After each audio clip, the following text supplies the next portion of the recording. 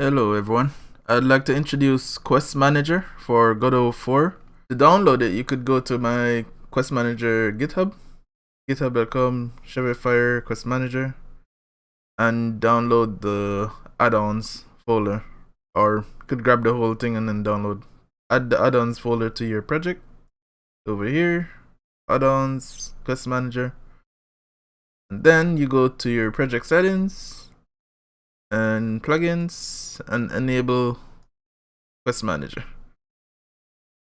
So the point of Quest Manager is to make it easy to create quests, and there's a few nodes that makes like creating a quest easier, like different steps. Like for example, a regular step is a step that says like go here and do something. So it's just a boolean. If you complete it, it becomes true.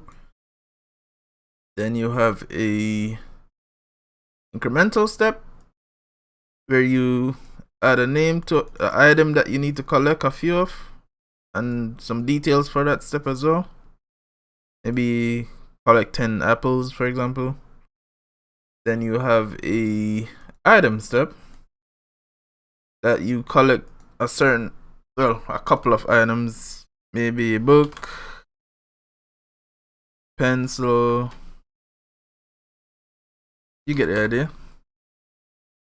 So an item step is basically a bunch of these that you create. So when you do all of these, you go to the next step. Then after an item step, you have a timer step. This timer step is like a clock or a stopwatch, a timer or a stopwatch. You can set them on a time. So let's say 10 seconds, for example, and tell it that it should be a timer or a stopwatch, and what happens after the time elapses or time is out. So for a timer, you would set it to be a timer and fail on timeout. If the quest would fail if the time didn't end, you know what I mean. The time reaches 0. If it's a stopwatch, the time goes up to 10, then it fail on timeout, and vice versa. So you also have other nodes such as metadata. You can attach this to a quest. I didn't even mention that one as yet. So the quest node is the main node. Oops, that needs to be at the beginning. So the quest node, you set the name and the details for the quest. And the metadata you would connect to the quest node itself. And right now you could add a string, int, float, or boolean. So you add that, add the name, add the information.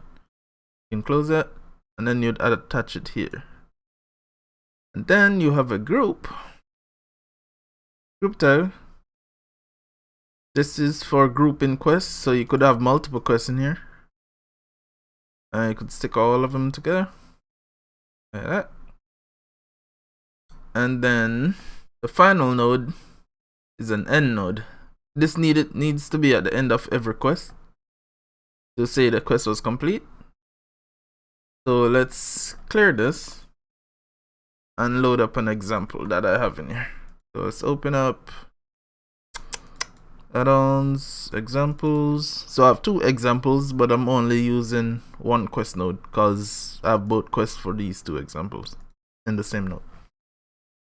So for example, this is a shoot 'em up quest, and you have a incremental step to kill 15 enemies or destroy 15 enemies, and then survive 10 seconds, and then it completes on timer.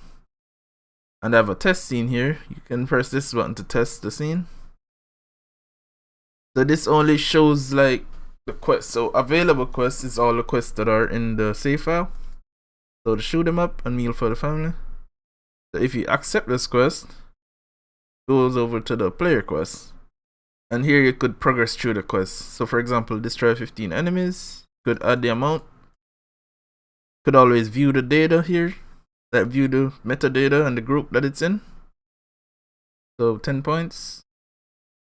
So you have 6 so far. Let's add whatever more we need. 9, I think. There you go. And then now you need to survive 10 seconds, and the timer is gonna run out. Here, quest complete. And you could delete that quest or save it in your inventory, or well, not inventory, but save it in your quest data. And meal for the family has both, does every step except the timer step. So go outside, that's a regular step. So you press that complete to complete that step. And then pick up 10 apples. 1, 2, 3, 4, 5, 6, 7, 8, 9, 10, or 11, doesn't matter. I'll make an apple pie, that's a regular step again. Then share with the family members, that's an item step. So you could just select all these. This is telling that you shared it with the father, mother, sister, and then quest becomes complete.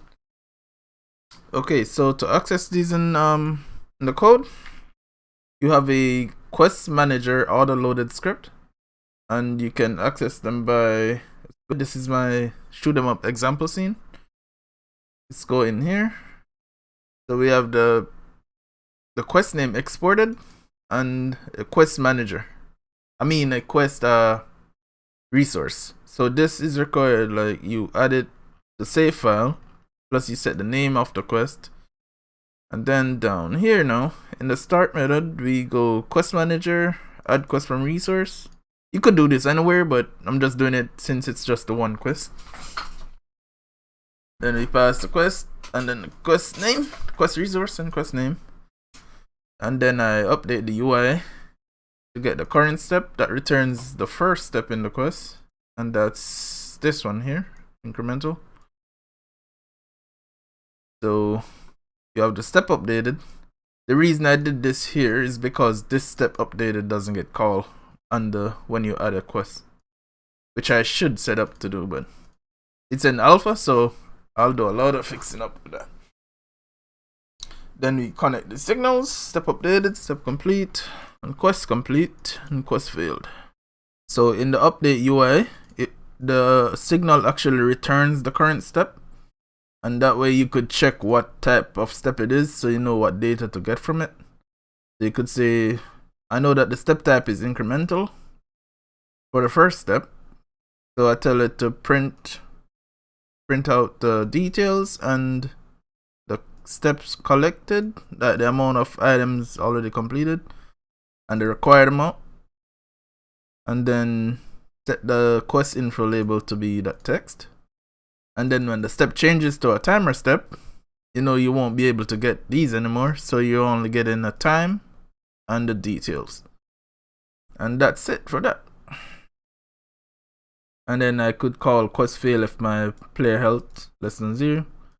So I failed the quest. So you have to call that manually. And it gets called automatically if the timer is a timeout node. Is a timer node, I mean. Okay, so in order to progress the quest, you need to call progress quest that's on the quest manager node.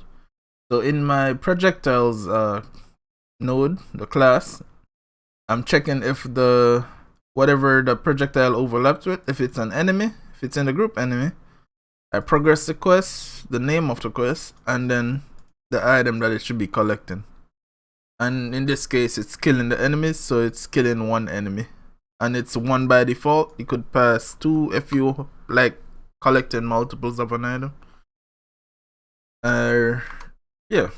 So progress quest manages all steps in the progress, in the quest, if that makes sense.